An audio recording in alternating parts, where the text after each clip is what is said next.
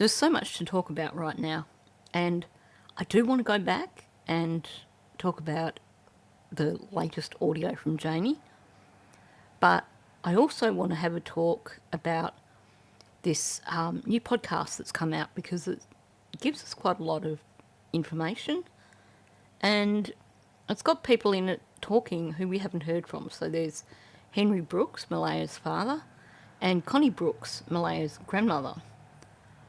So this is the beginning of a series where I'm going to be looking at this Globe and Mail podcast.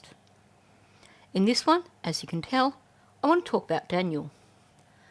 But I thought, since I'm talking about Daniel, I will also talk about his latest CBC interview where he's talking about them bringing the dogs in, because that is something that is worthy of talking about. Now, before I do get into that, just a little bit of housekeeping again.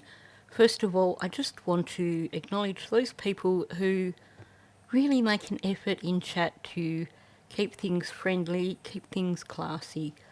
I know that there are people who come into the chat, something about this case that brings out a few angry people who come into the chat and make life difficult for some of my friendlier subscribers. And I appreciate that you guys are dealing with that in a mature adult way and keeping things respectful.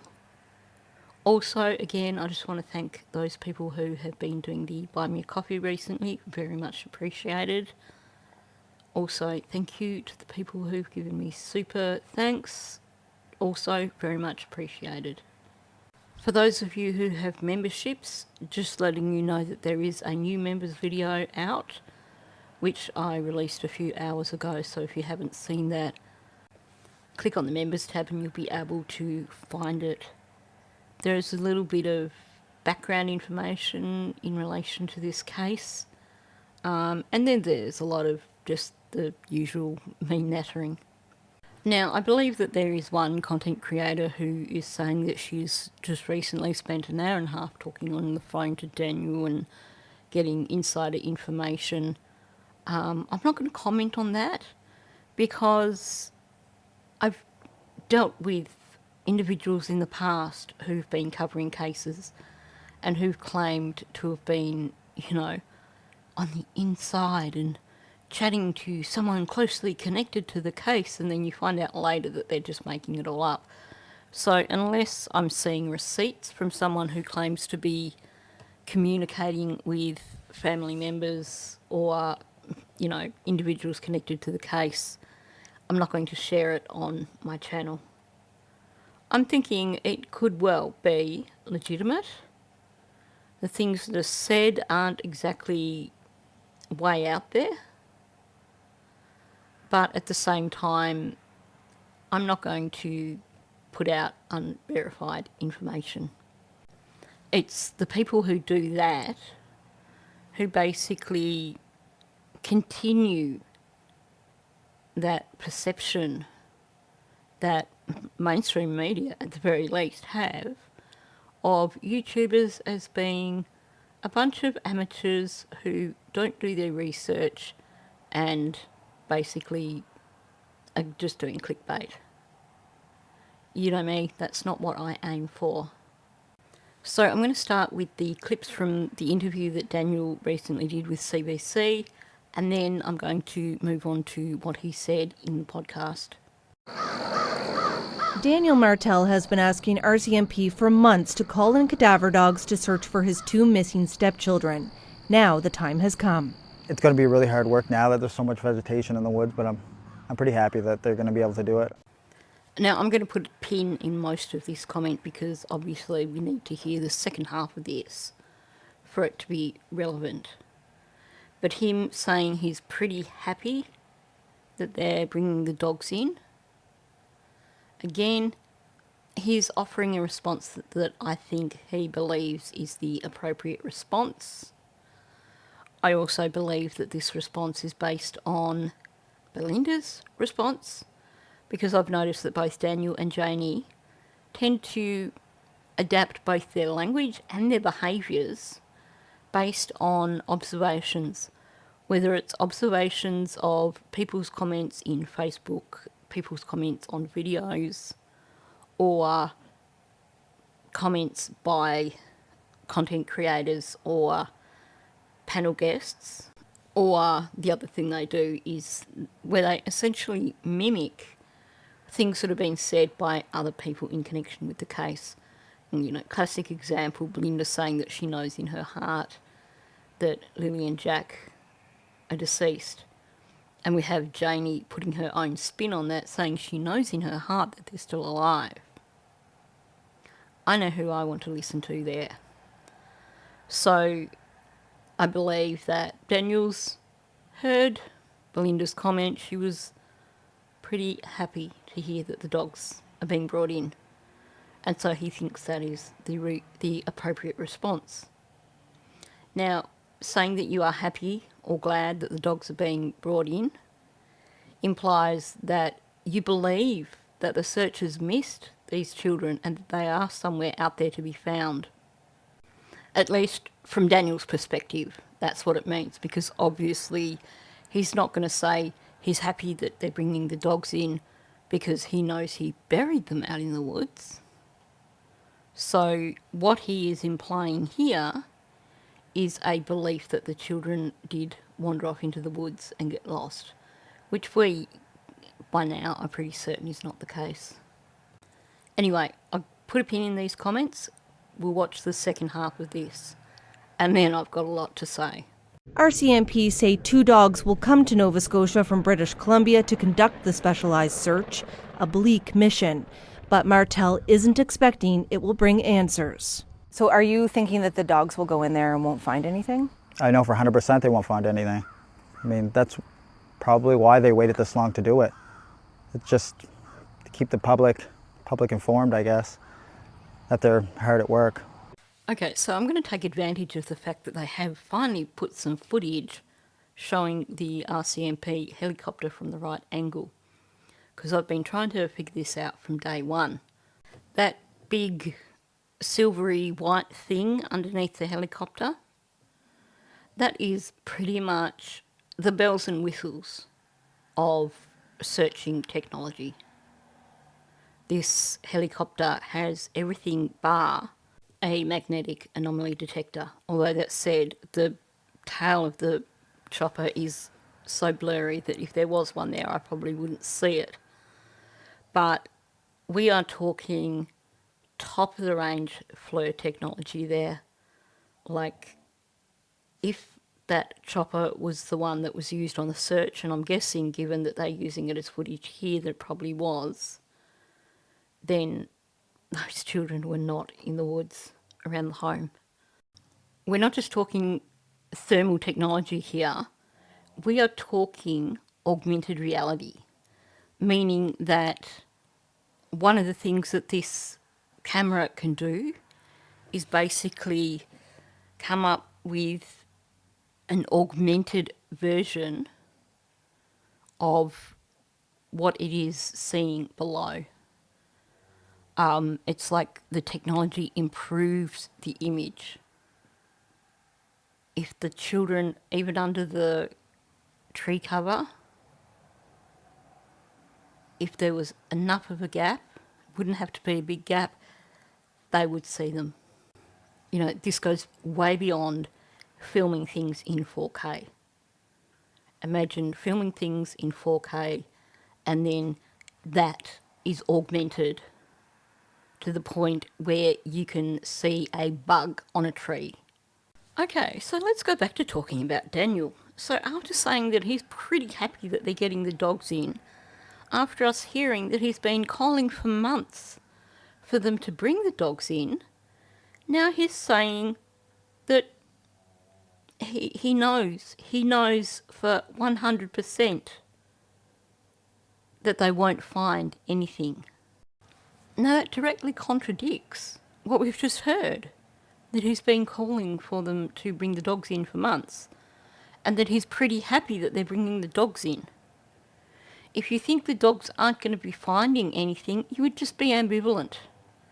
well, you know, okay, they're bringing the dogs in. I can see they're probably doing it to appease the public. But honestly, I just don't believe the children are in the woods. You know, that's what you would expect from him, not, I'm pretty happy about it. And saying that why they probably waited this long to do it is to keep the public informed, I guess, that they're hard at work. So what he's trying to say here is that he thinks that they're just doing it on a whim just to keep the public happy, just to create an appearance that they are hard at work. And that's why they're bringing the dogs in, because he's 100% certain that the dogs won't find anything. But when you really pay attention to what's going on here, then you get a different story. As he's saying that he knows 100% that they won't find anything, he's shaking his head. Now, in this instance, he's shaking his head a lot less than what he has in early interviews. He's definitely adapting his behaviour here, trying so hard not to give himself away, because in his early interviews, if you watch them, he shakes his head all the time. But the thing is, where he's doing it here is where he says 100%. He's shaking his head on 100%. He's BSing, basically. This confidence that they won't find them, he's 100% certain, is a put on. So we'll put a pin in that and come back to it, because now we need to figure out what his motivation is here. Is it because he wants to sell this story that Dingbat has been putting out about the children being put in a car by Malaya and she's got them hidden somewhere and all that yada yada? Or is it because he knows the children aren't in the area? Is it because he doesn't understand that even if the children have been moved, those dogs will find traces of where those children were after they were deceased if they are moved? So, you know, that's probably something he is learning now, because I'm sure I'm not the only content creator talking about that. But is that why he's saying 100%? Or is he trying to hide the fact that he's crapping his pants right now? So another telling sign is that when he's talking about the RCMP and he says, I guess that they're hard at work, he dips his head down and does that sideways thing. We've seen that before from Daniel. That is one of his moves that says that he is showing contempt. So he is feeling contempt towards the RCMP right now. Is it because he doesn't believe that they're working hard? Or is it because he believes that they are working hard and he's nervous about the outcome of them working hard? Just an aside here, which probably doesn't relate much to this particular interview, but I noticed that he's toned down the air controller arms that we had in the last interview. Clearly, he's once again listened to people commenting on those air controller arms that he had last time and realised that that is not natural body language and he needed to tone it down. So he's still moving his arm a little bit on one side, but it's certainly none of that air controller stuff that we saw last time that basically had me in stitches the first time I saw it. Now, it's not just that head dip that tells me that he is feeling contempt here towards the RCMP. Again, we're seeing that classic Daniel lip curl on one side, which also seems to appear when he's showing contempt for someone. So right now, he's not happy with the RCMP. Despite saying that he's pretty happy about them bringing the dogs in, his statement that, you know, he's 100% certain they won't find them, and his body language tell me that he's really not overly happy about the situation. But still, like I said, it could be just contempt because it's been going on for 4.5 months and he feels that the investigation should be progressing faster, maybe. Or is it because he was hoping they weren't going to bring these dogs in? I think we can agree that when we look at him in terms of health, that he is still on a downward slide. Whether that is anxiety because he's got something to hide, or whether it is stress over the children being missing, I'll let you decide. But tell me this, because I noticed this in the last interview as well. And while we are starting to see issues here with various rugs in Australia, it's not as prolific as it is in Canada and America. We're probably about 20, 30 years behind. But the way his face looks, is he just not washing his face, or is that a sunken appearance in his face? He also looks like his dental health has deteriorated, which makes me question if he's really getting into his former habits quite heavily. Seems to me that this guy clearly is feeling a great deal of stress. But like I said, whether that stress is because he's got something to hide, or whether that stress is because his former partner's children are still missing, well, we'll come back to that. Okay, so I said about the diminished arm movements. He's at least trying to look a bit more human. But what I did notice is that he is trying to give the impression of being relaxed during this conversation. He's got one arm resting, and I say that with air quotes, which you can't see, on the bench, and he's got one leg resting. But when you look closer, it's actually a rather rigid pose. He's not relaxed. He is, you can see, he's straight up and down. He has this straight back. The arm that looks like it's resting on the bench actually is not resting. That arm is basically straight out, and like the rest of him is almost rigid. The leg that looks like it's resting, not really. It's more poised like a runner about to start a race.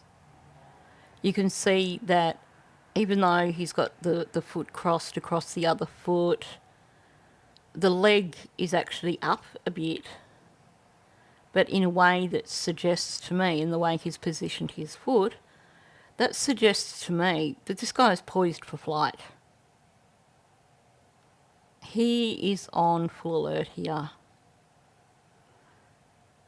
And then the other thing I saw was the huge furrows in his brow. This guy is concerned. That to me says that this is bravado. I think he's actually crapping his pants about the RCMP bringing in the dogs, which tells me that those children are in that area somewhere.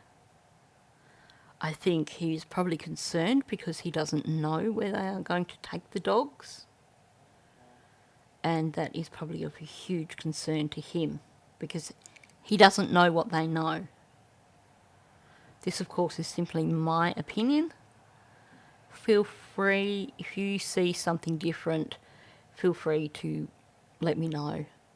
Just please do it respectfully and back up what you're saying. Now, I'm not sure where I heard it, but I do recall hearing sometime over the last couple of days someone saying that Daniel claimed that he was going to show the RCMP where he thought the children most likely were, which is a rather odd statement. Again, is that because he's trying to frame Malaya? Or is that because he's going to show them a different area to where the children actually are? Or is it because he is totally innocent and he's just been figuring all this out in his head for the last 4.5 months? Okay, so I'm going to leave it at that with his recent interview. I'm going to be very interested to see what you guys put in the comments section. I just want to make a comment. I've been really struggling to keep up with replying to people's comments, so I will be making a determined effort to basically respond to members' comments first. Simply because you've got to start somewhere. Members are giving me that extra support, so members, I apologise. I was getting a bit slack with doing that, but I'm going to make that effort to once again go back to responding to your comments first. And in terms of me responding to people's comments, please don't be offended if I just give a like thing, like that love heart thing that you get from the creator with regards to your comment. I realise that probably that response is better than no response, because I've been reading comments going, okay, well, I will come back and respond to that, and then not getting around to responding to it. So I think I'm going to just have to bite the bullet and on some occasions just acknowledge that I've read your comment. Okay, let's get to Daniel in this podcast. Now, what is great about this is that this is taking us right back to the beginning. This is taking us to the early statements that were made by Daniel. And I think this has got to be one of the first times that he was speaking to the media about what happened. And I'll talk more on that soon. Can you take me through sort of what happened? Like you guys heard the kids playing in the morning, and how did that go? Yeah, Lily came into the room multiple times. I mean, me and Maya and the baby were just in the bedroom. And Lily came in multiple times, so I seen her that morning. And Jack was out playing in the kitchen, I'm guessing. And so you can see a huge difference in the way Daniel is talking here in this interview. They made contact with him, I believe, on the second day. So this has got to be one of the first retellings that he's done. And this is possibly one of the most valuable retellings that he's done. He has told us here that he did not see Lily. I can tell you that outright. He has told us here that Jack was never in the kitchen that morning. I actually feel quite confident from listening to the way he's talking here that those children were gone from that house by the morning. Okay, so let me break it all down. First of all, you get multiple pauses. He is not getting out a single sentence that is fluid. He is pausing continuously. He's throwing in a lot of filler words, the ahs, the ums. His sentences are broken, and he keeps repeating words. More importantly, Jack and Lily keep getting repeated when he says their names. And I think that this is possibly one of the reasons why now we don't hear so much from Daniel and Janie in terms of saying Jack and Lily's names, because that is a challenge for them to actually spit the names out. So this somewhat staccato delivery from Daniel says to me that this is not someone giving a recount of actual events. This is someone who is trying to remember their new narrative. This is not the first time he's given the narrative, and I'll come back to that in a minute. But certainly, this is nothing more than a narrative. None of this happened. You have so much staccato here. This is not someone remembering events and explaining them as they remember them. So he starts out by talking about Lily coming into the room, and he stumbles over her name. He says her name twice. Lily came into the room multiple times. And then he backtracks and he says that him and Meadow and Malaya were in the bedroom. He doesn't offer an explanation here of what they're actually doing in the bedroom, which we've had on other occasions where, he talks about them still being in bed and him dozing off and all that extra detail. Because what's happened here is that he's launched into his retelling and he's skipped his introduction. So he's had to go backwards and include his introduction. But because he's done it out of order, he's not really focusing on the introduction, he's focusing on getting back to his narrative. So he's not giving all the extra details that we get later on. And before you jump in and say, well, maybe he just realised he needed to offer clarification in terms of Lily coming in and out of the room, hold that thought and I'll explain why that is not the case. Now, when someone is retelling actual events, the retelling will be linear. You may get them doubling back and inserting something that is important for clarification. But the difference is that they will then go back and continue working in a linear fashion. And you can stop them and you can take them back to a point and ask them about that particular point for clarification. And they will still go back to where they were in the retelling. But if you have someone telling a narrative and you stop them and you take them back,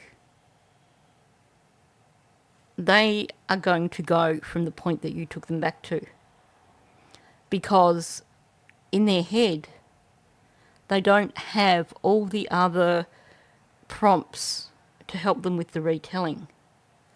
When you're retelling an event, you have various other sensory experiences that are part of that retelling.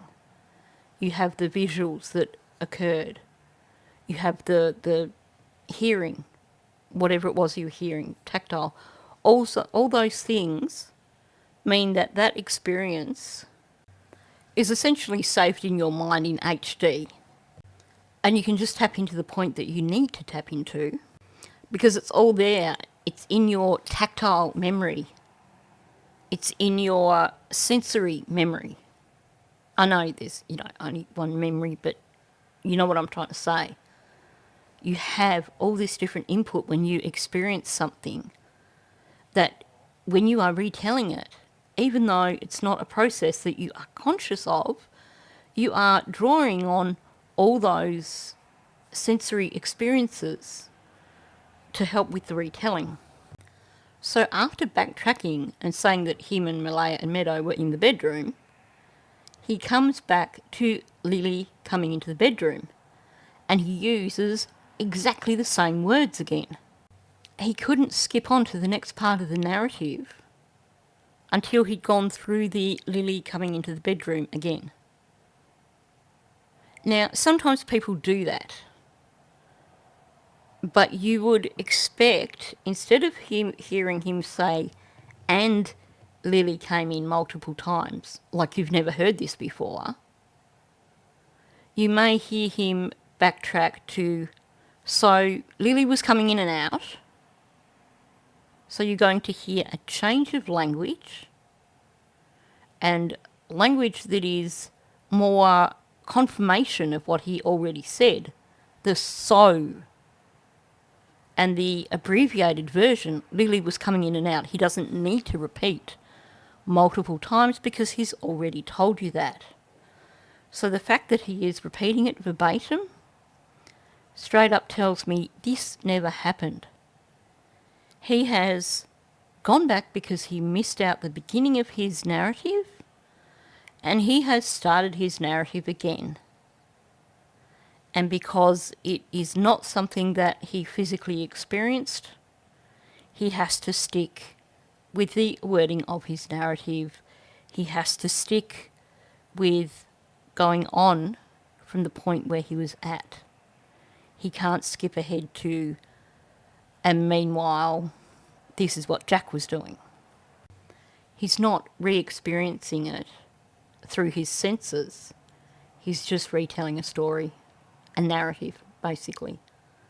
So he can't go back and forth in his narrative. And you will see this when you watch interrogations.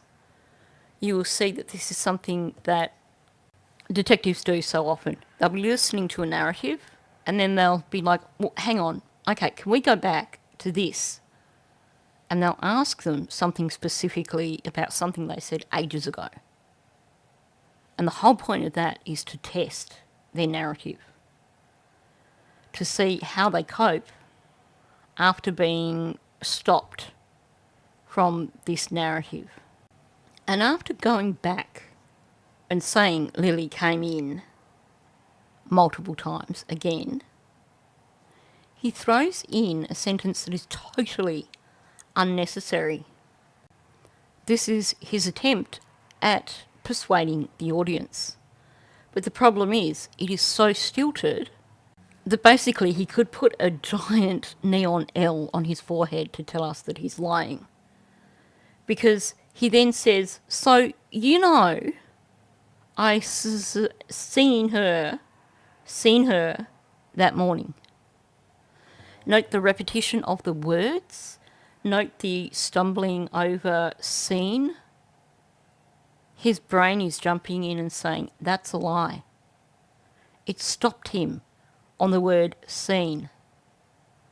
That's his brain saying, you did not see Lily that morning. And when you tell someone they know something, that is a persuasive technique. He's not saying, so yeah, I did see Lily that morning. But it's, so you know now from what I've said that I definitely saw Lily that morning. He is pushing his narrative here. You know this now. This is a fact. You know this because I've told you. It is what happened. But we don't know because we only have his word for it. And his word is stumbling big time. Most specifically, he stumbles over seeing her and he stumbles over morning. He said seen 3 times before he could continue his sentence. He did not see Lily. His brain is saying, whoa, hold your horses, you're lying, stop. The fact that he repeated morning tells me that that was also, he did not see her that morning, which is why I said those children were already gone. They were gone from that house before that morning.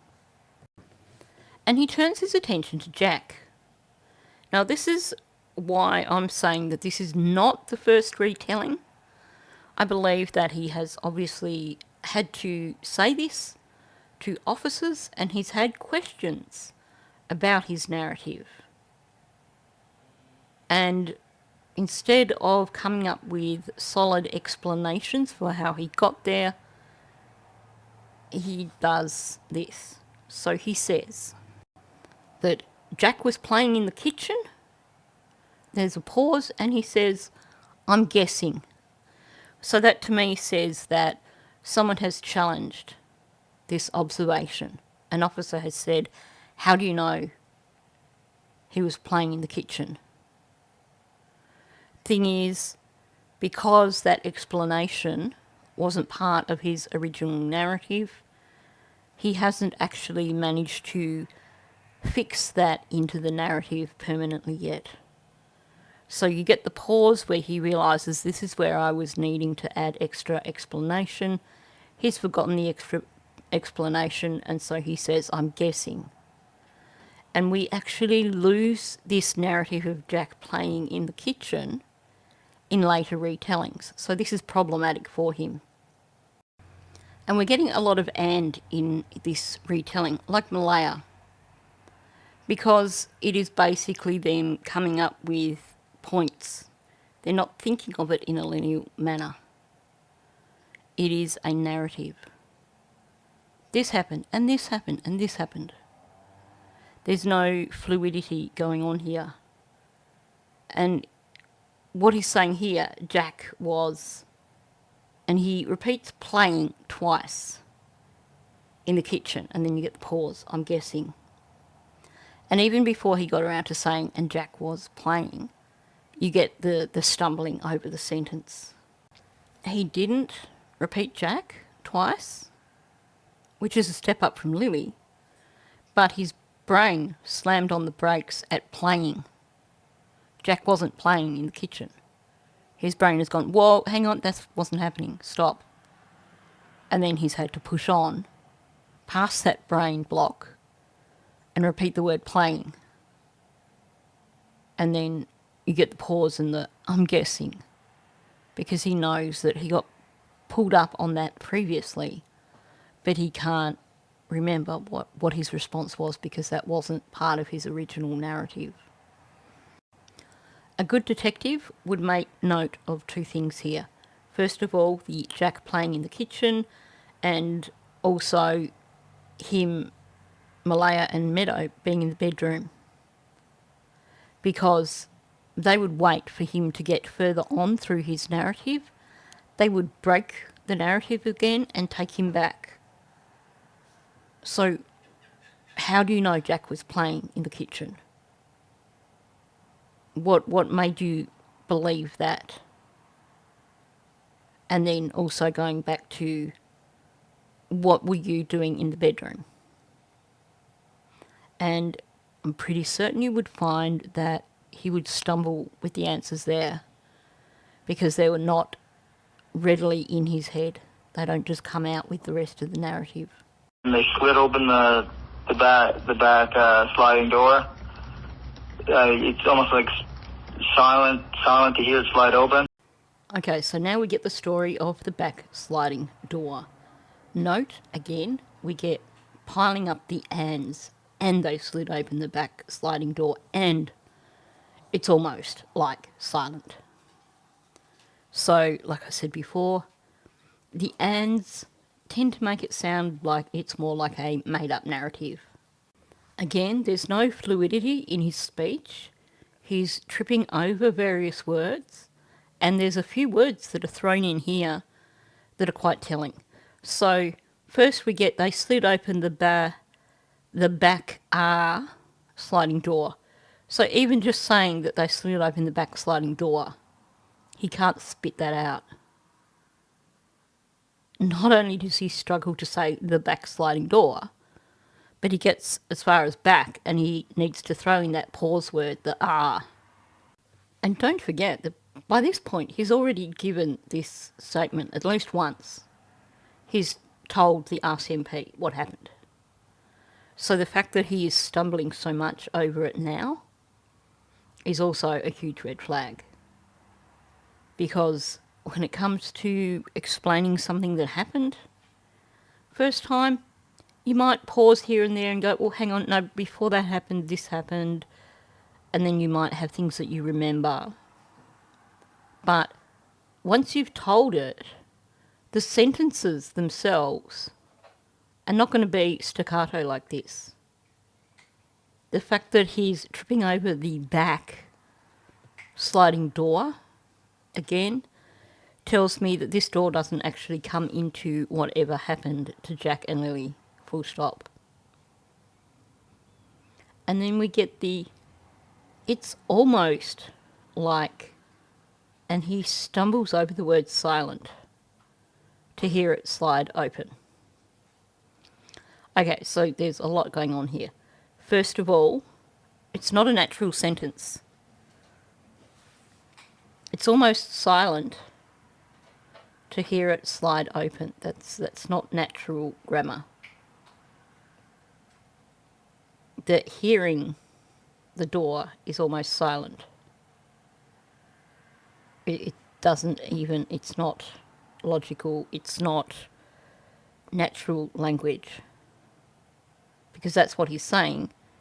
The hearing is almost silent. Well, if you're hearing things, then maybe you are being silent and listening. But that's not what he's trying to convey here. But he also says it's almost like,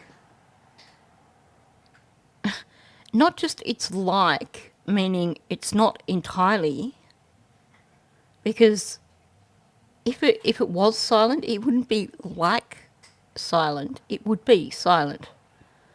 But he goes beyond that. It's almost like. So we're getting further and further away from this door being silent. It's almost like it's silent, but actually no, it's not. Saying almost like is basically negating what comes after it. Saying it's almost like this means it is not. And notice how he stumbles over silent. It's almost like silent, so he has to push that word out. Now, we heard Belinda say that, yeah, that back door isn't overly loud. But clearly it is not silent. Daniel has told us here it is not silent. But in actual fact, that's a moot point, because that's not what happened.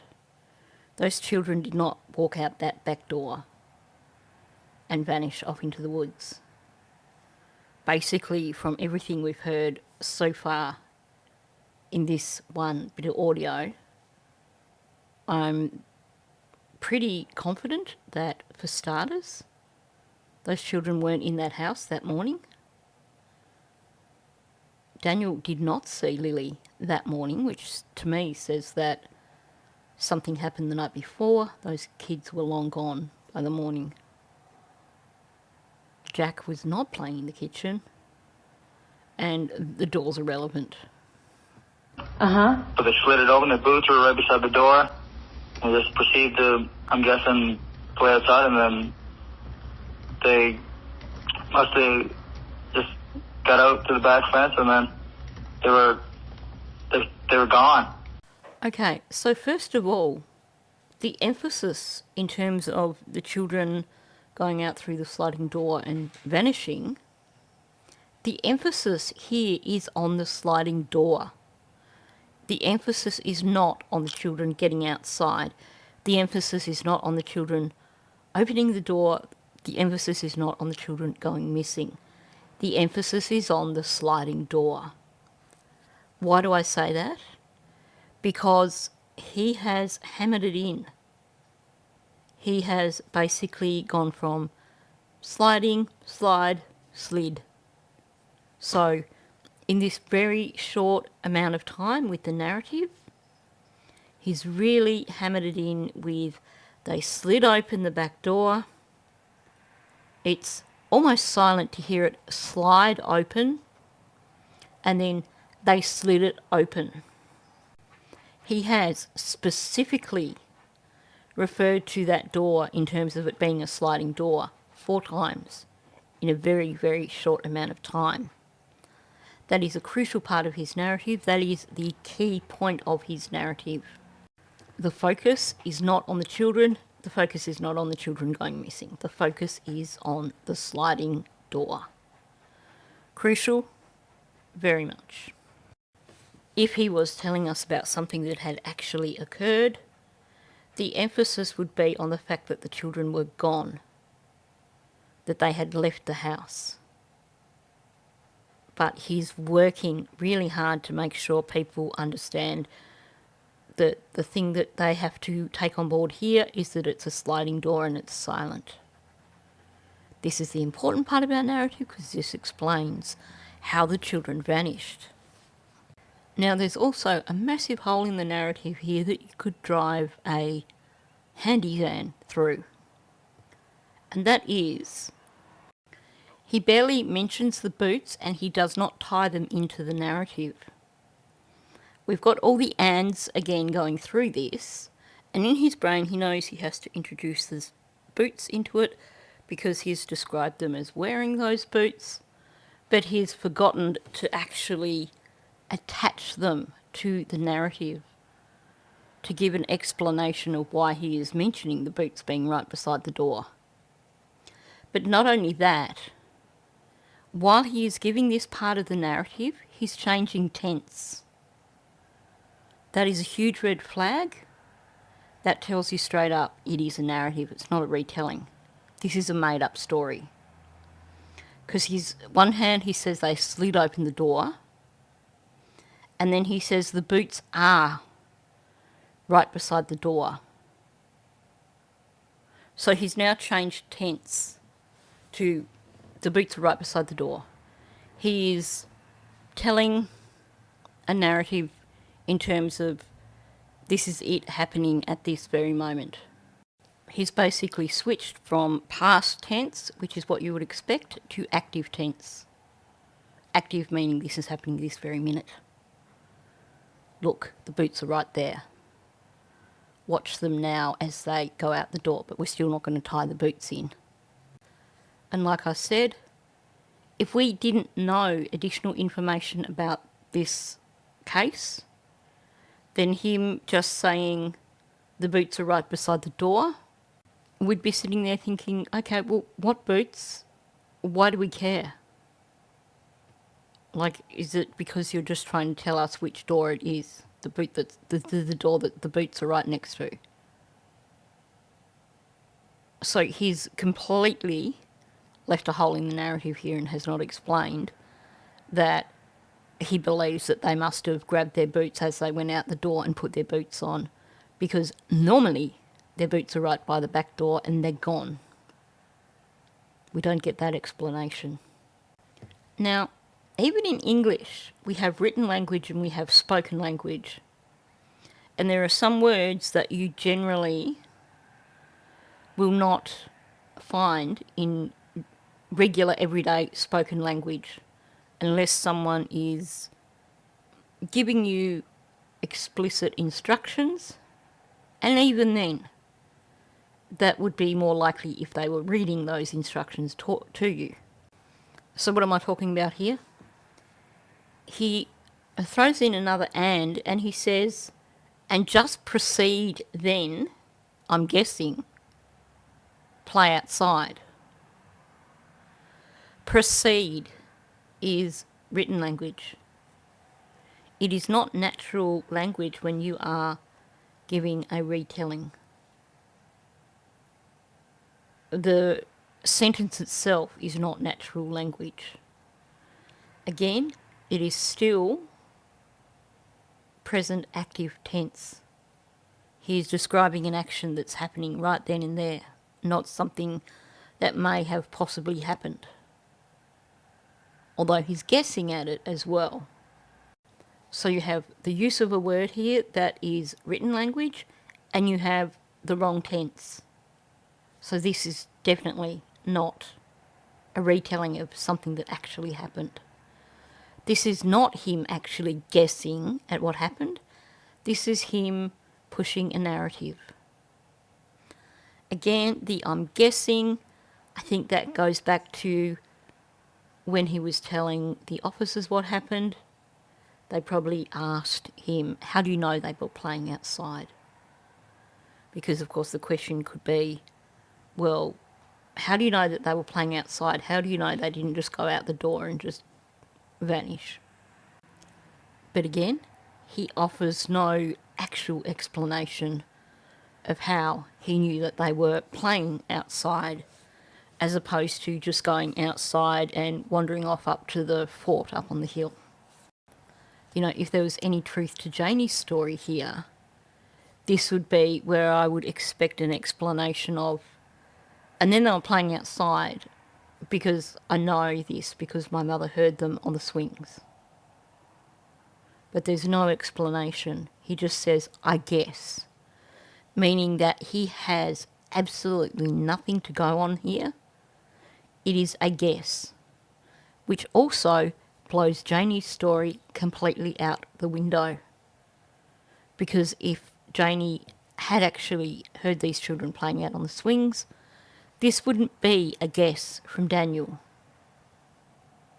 He wouldn't be guessing, he would be giving factual knowledge. The next thing he says is, then they must have got out to the back fence. Do you spot what's wrong with that?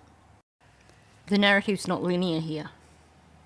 He has said that they just proceed to play outside. He's guessing. And then they just got out to the back fence. If they are playing outside already, then they don't just get out to the back fence. So he's basically placed them back inside the house without realising that's what he's doing. Like I said, it's not linear. It's complete, utter BS. This is a made-up narrative. And again, we've got the persuasive language. They must have just got out to the back fence. This is the only possibility. They must have done that. The thing is, it's not the only possibility. Because when you look at all the aerial photos and you listen to the account from Janie, they were working on that side fence. There was a humongous effing gap in the fence right down near the house, so they didn't have to go up to the back fence. They could have come straight off that deck and straight across to the driveway without having to go up to the back fence. Now, we've never heard, in terms of that fence, if they were replacing boards, they were putting in a new fence, and there was an old fence that had been removed. But what he's saying here suggests to me that normally the way they would go out to go up into the woods to play up in the fort or whatever, going out of the backyard, would be by going up to that back section. So again, he's not referring to what he believed would have happened that day. He's referring to, had there not been that hole in the fence where they were putting up new boards, this is how they would have gotten out. He's gone back to what is routine, what is standard. Because the narrative actually isn't talking about the day the children went missing. He's just drawing on past experience. In his mind, when that fence doesn't have a gaping hole in it and doesn't have new boards going on, then they are going to go up to the back fence and go out that way. So because it is a narrative as opposed to a retelling, he's ignoring the hole in the fence because it's not something that happened that day. And then we hear him say, and then they were gone. Very definitive. Not then they must have wandered off into the woods or something, or then we don't know where they went. They were gone. Note how, first of all, he stumbled over that sentence in terms of they were gone. So he couldn't put it out as a full sentence. But not only that, I think his brain basically threw in a bit of leakage there. Because instead of something like, well, after that we don't know what happened, but we couldn't find them, or after that, that's when they went missing, we get that very definitive, they were gone. And I swear, it's like there's a universal language that adults or, parents, custodians who are somehow involved in what happens to a child, it's like there's this universal language that they use. And gone is something you so frequently hear And then later on you find out that the parents were involved. The narrative basically comes to a stop without any further explanation. They get out the back fence and bam, they're gone. Not they must have gone down the driveway and maybe headed up into the woods, or they must have gone down onto the road and maybe been picked up by someone, but they're just gone. You know, gone is quite often a word that you hear when someone refers to someone being deceased. You know, I'm sorry, but they're gone.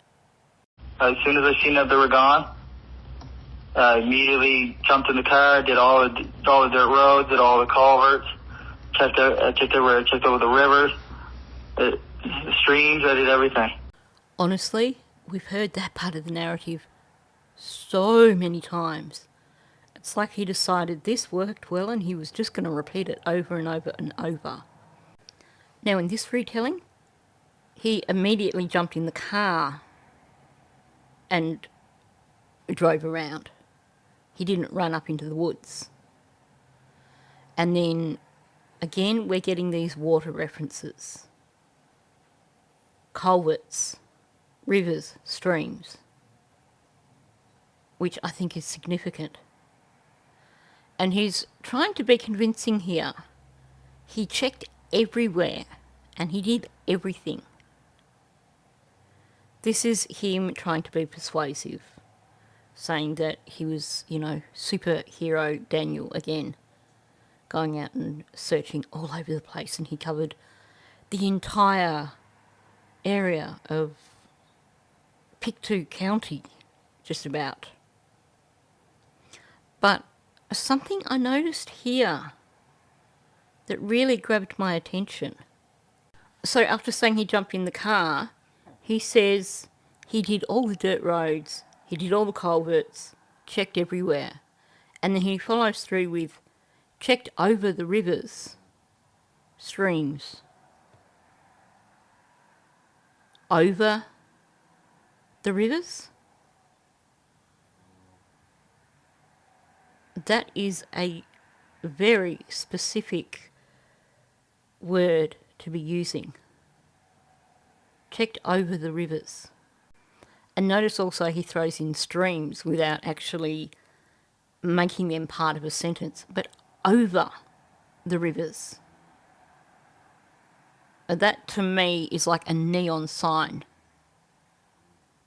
He didn't check around the rivers, he didn't check in the rivers. He checked over the rivers. Like he crossed a river somewhere. Or he hovered.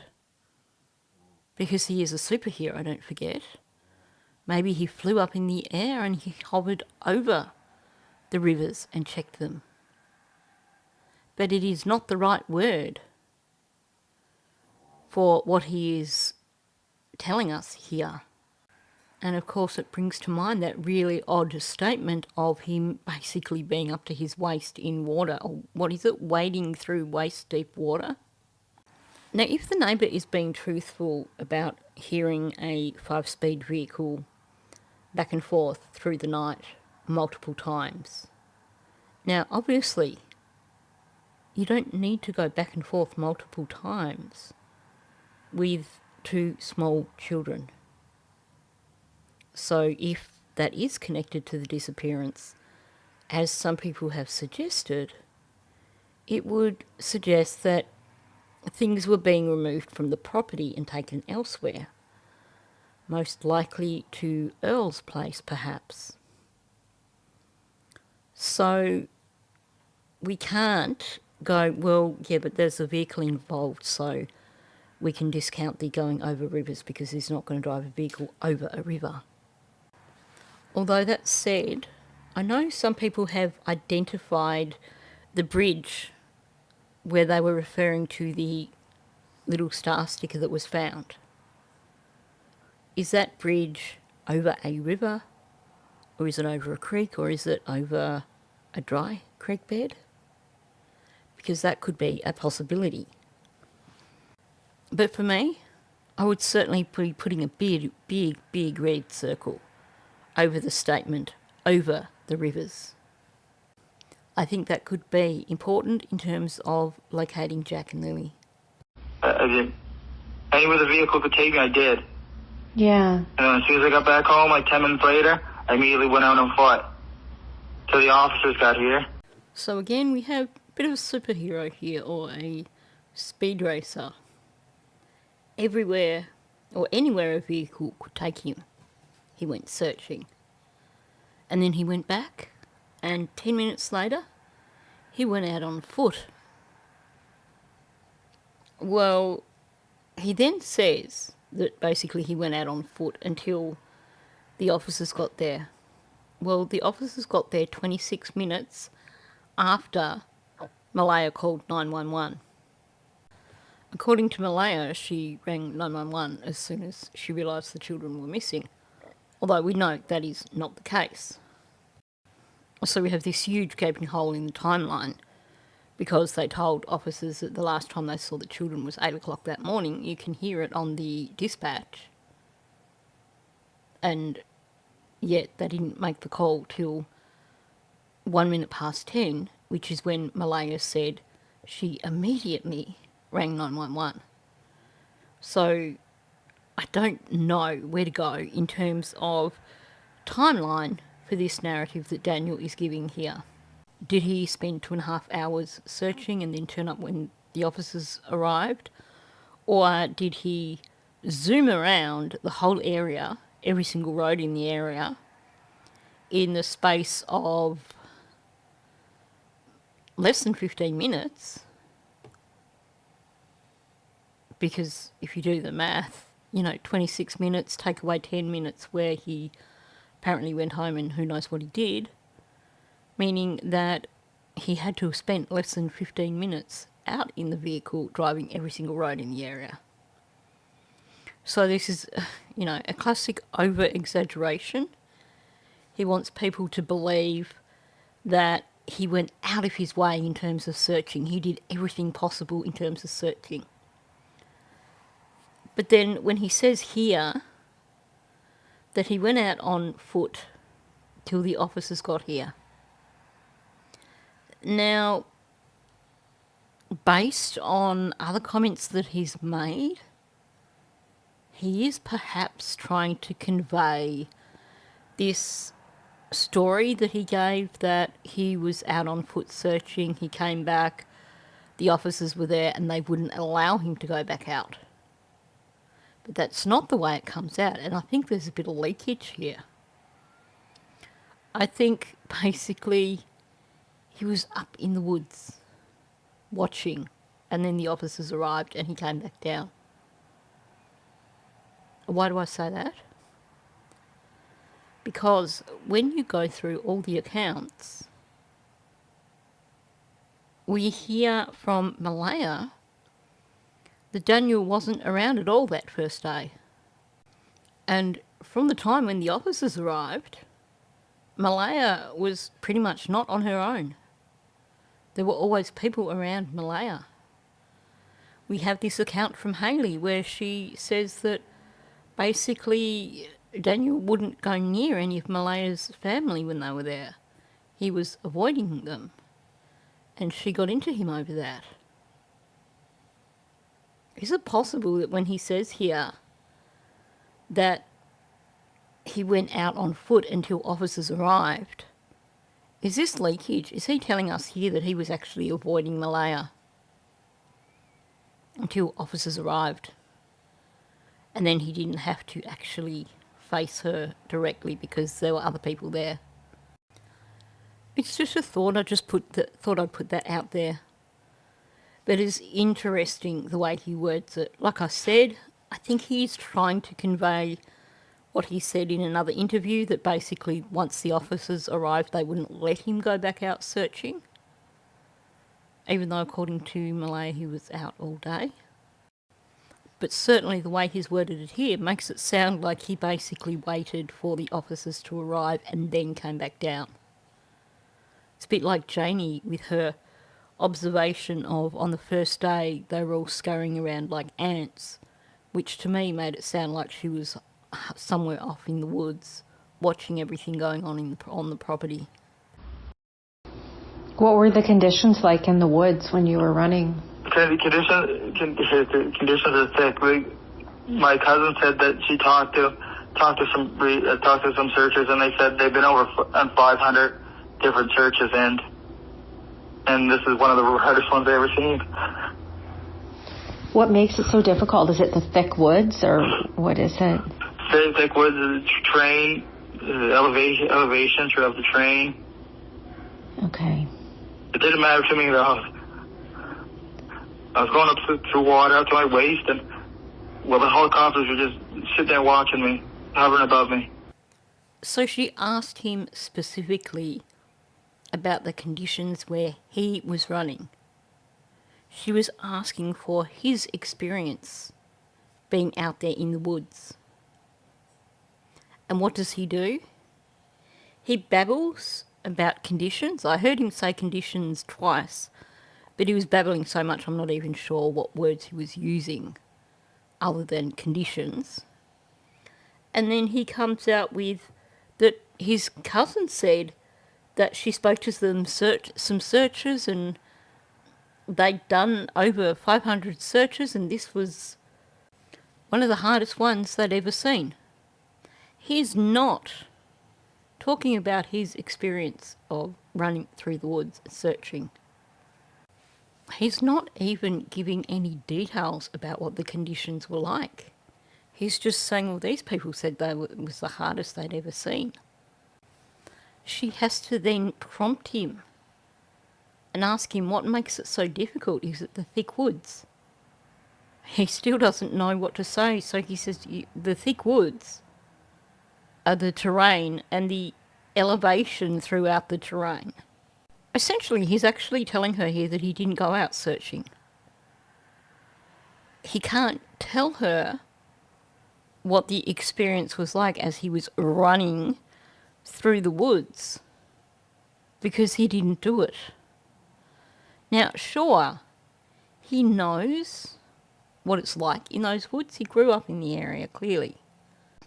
But he's given this description of Tarzan, essentially, this superhero that's running ahead of the helicopters and running through the woods and wading through waist-deep water and all that sort of BS.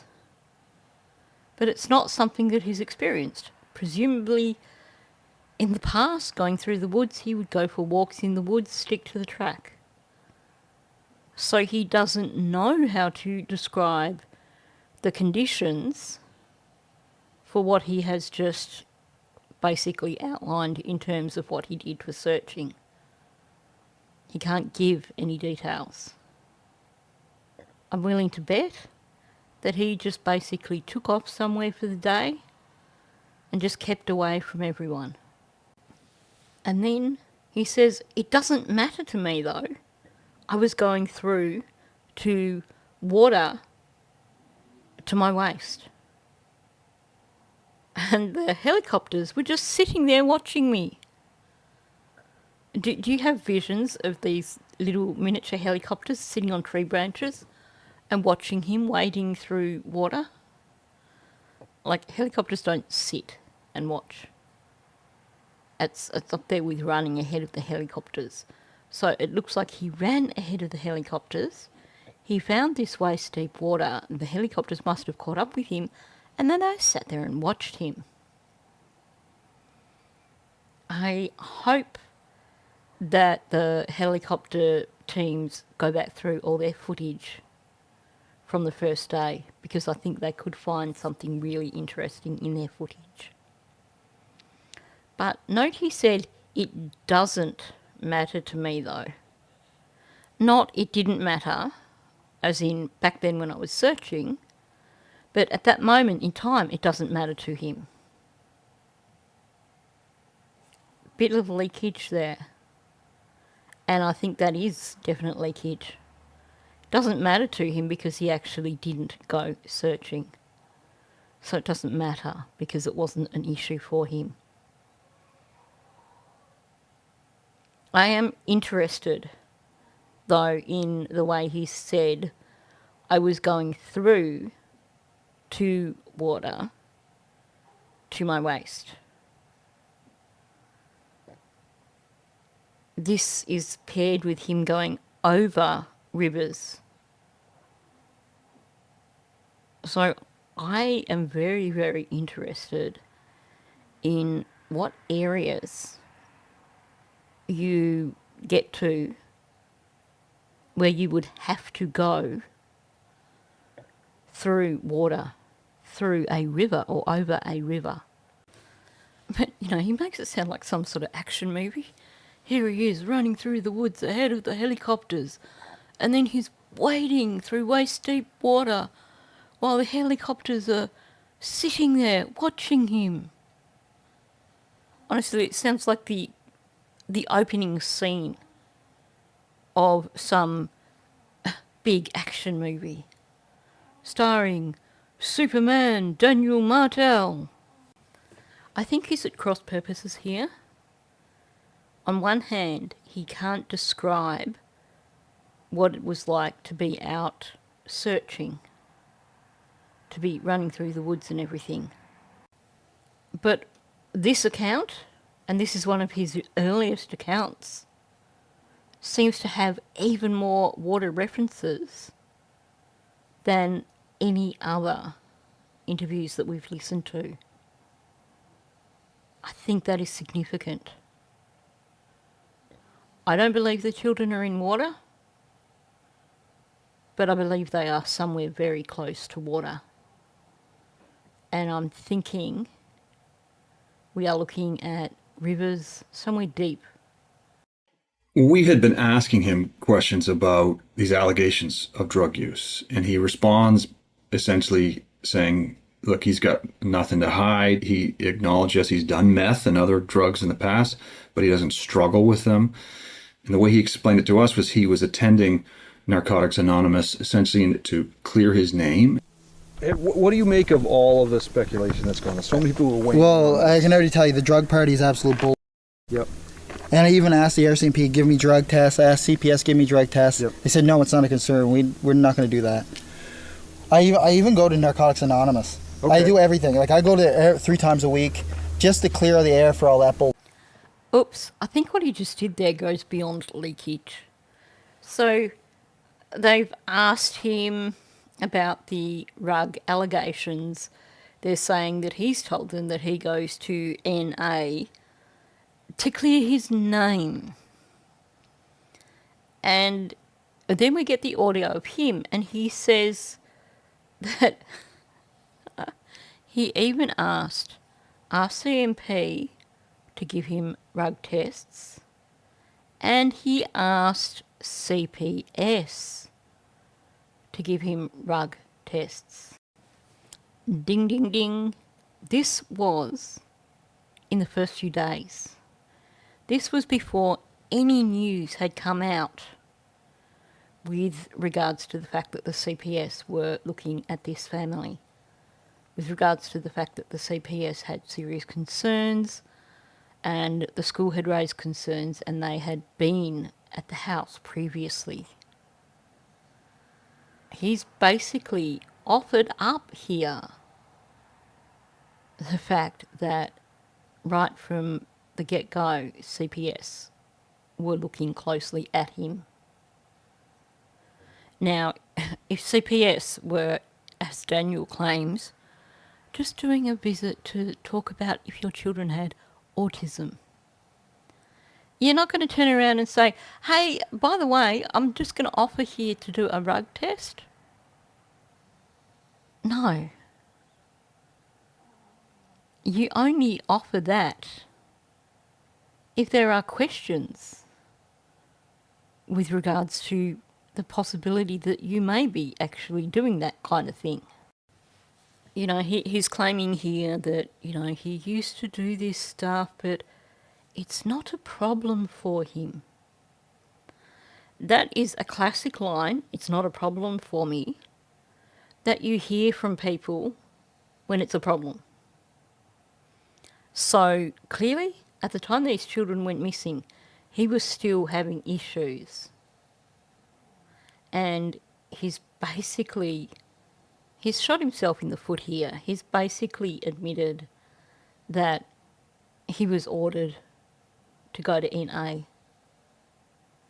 I mean, seriously, if you truly have no issues with this sort of thing, first of all, you're not going to bother saying that. You are going to do the, I've been sober for 6 months now. You're going to be specific. You're going to be proud of your accomplishments. You're not going to say it's not an issue for me. But you also, if it's not an issue for you, then you are not going to feel the need to go to NA just to clear your name. You go to NA because you've got a problem and you need to fix it. The fact that he has offered up the additional information talking about CPS, he's thrown that into the mix, while he is specifically talking about his drug use and the fact that he goes 3 times a week to NA, that tells you all you need to know. He's been basically told that he can't see his children until he gets the all clear from that. I'm guessing that down the track we will learn that this is a mandated program that he has to do. Now, I mean, let's be realistic. I don't know what it's like to be addicted to those sort of things. And, in Australia we tend not to have NA or AA.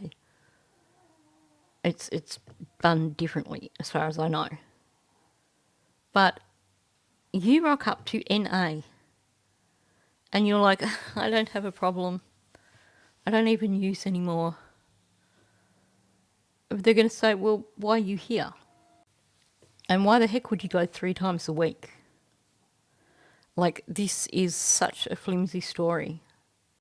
And yeah, he has basically clarified it right then and there by including CPS in this story. This is why he's not allowed to see Meadow. This is why he's not allowed to see his other 2 children. RCMP have said that rugs don't come into play in this investigation. That's not them saying that this dude isn't doing rugs. That's just them saying they don't believe that that is the reason Jack and Lily are missing. But let's be real, RCMP don't believe anything has got to do with Jack and Lily being missing. According to them, they didn't wander off into the woods. It's not a criminal investigation. There wasn't an abduction. And, of course, now there were no rugs either. It doesn't really leave much. I mean, even when it comes down to Jack and Lily, I'm the only one from both sides of the family that is actually doing anything. I'm doing media all the time. They probably refuse to do media with you guys, I'm guessing. Yeah, they're not talking. Yeah, they won't do anybody. I've said my piece so many times before about him making this big claim that I'm the only one who's doing media. I'm the only one who's here for Jack and Lily. It is intended, firstly, to make him look like a hero. It is intended to make him look like he couldn't possibly have had anything to do with their disappearance because, look, he's the one who's speaking to media. He's the one doing everything. And of course it's also intended to shine a spotlight on Malaya to basically say to people, hey, look, she's their mother, she's doing nothing. This was the beginning of the attack from the Martel family on Malaya. And we've seen how far it's escalated now. They're pretty much open in the things they're saying. But this was the first thing. It was intended to manipulate people. And to be frank, it was actually quite successful with a lot of people. There were a lot of people who didn't really pay attention to what was really going on there.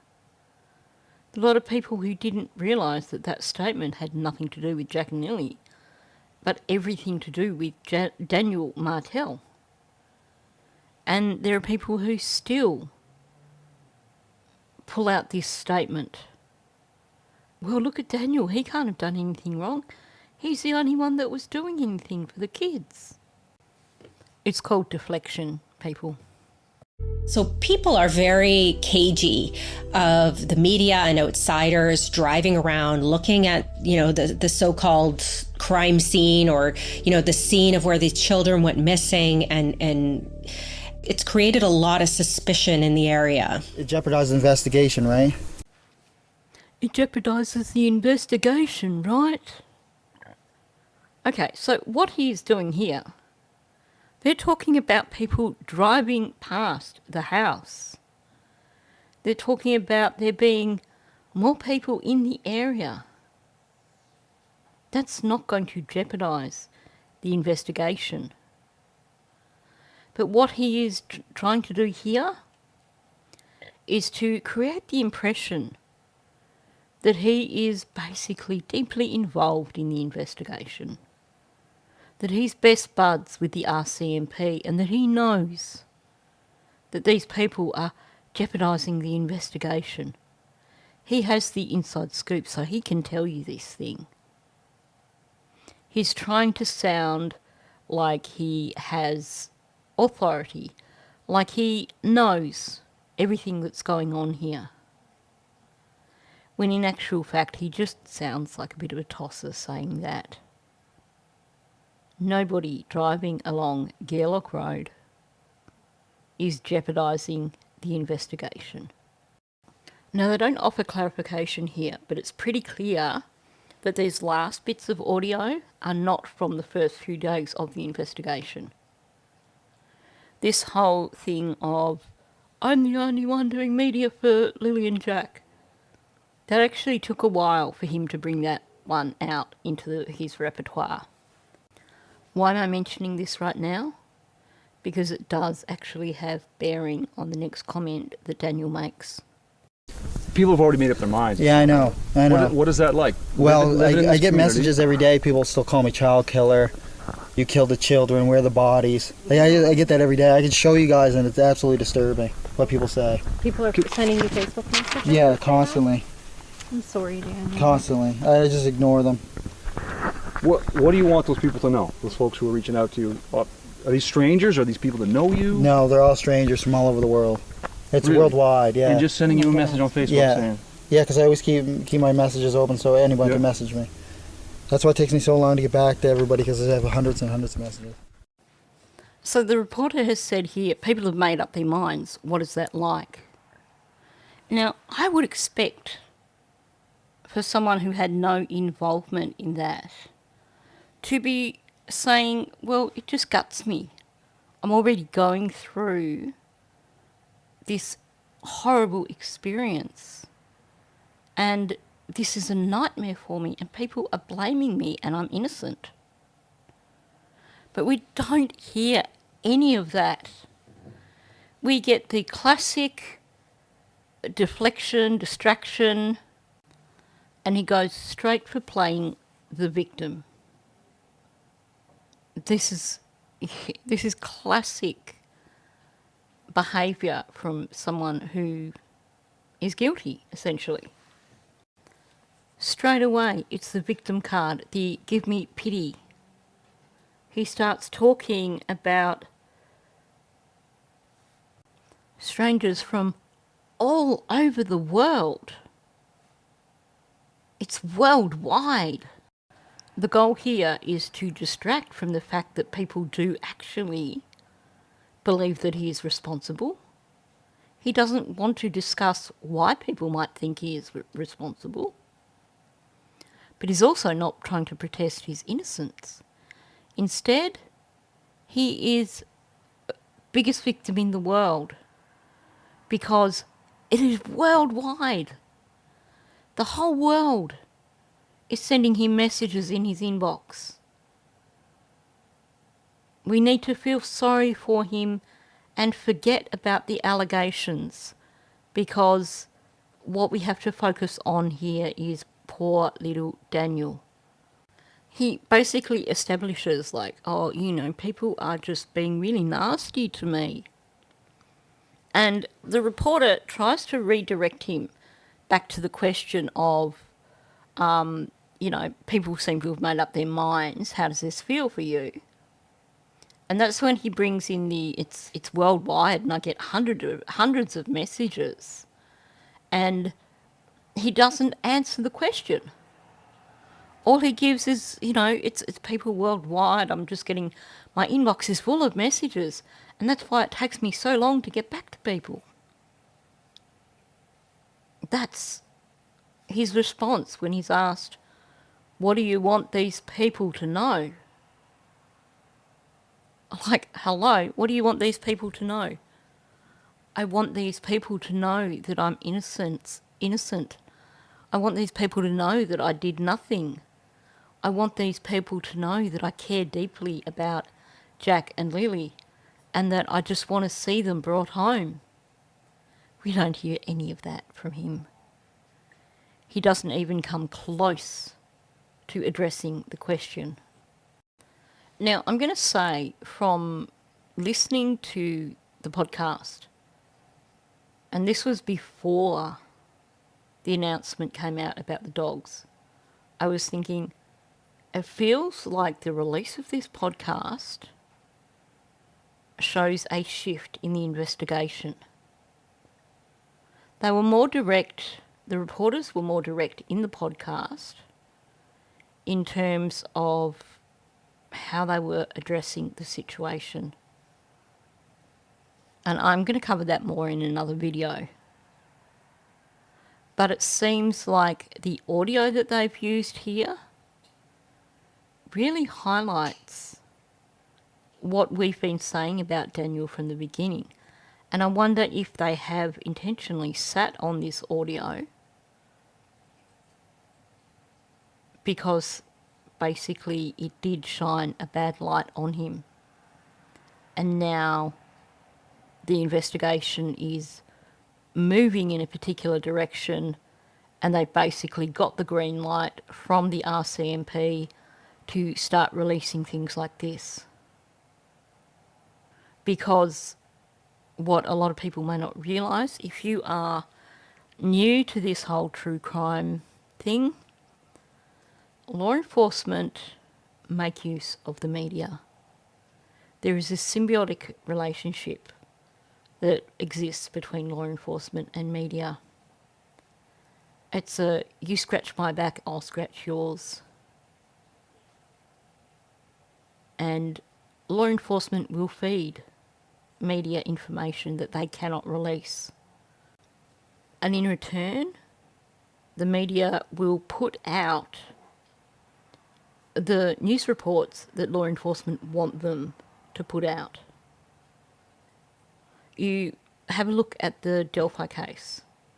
From very, very early on, Barbara McDonald was being fed inside information by law enforcement. And you could tell a lot of the time when you were listening to her that she did have a heck of a lot of inside information. Information that she couldn't release publicly at that point in time, but which later came out. But for law enforcement, it was like having their own pet reporter who could put out the reports that they wanted. Another classic example is with the Kristen Smart case. And I've mentioned this a few times before, it just seems to be coming to mind a lot lately. In that case, you had the podcast In Your Own Backyard, and Chris Lambert who had the podcast. And there were several instances when he was given tip-offs that he then reported in his podcast, which prompted actions and basically moved the case along. Anyway, that brings us to the end of this video. It's been a little bit longer than I expected, but I think there was so much in here, so much to unpack. So I will be back tomorrow, of course, with more of a breakdown from this podcast. So on that note, thanks for listening. If you are new to my channel, please subscribe. Also, please hit that like button. That's really important. That gets these videos out there into the algorithm. And also, please leave a comment below. Thank you, and I'll catch you in the next one.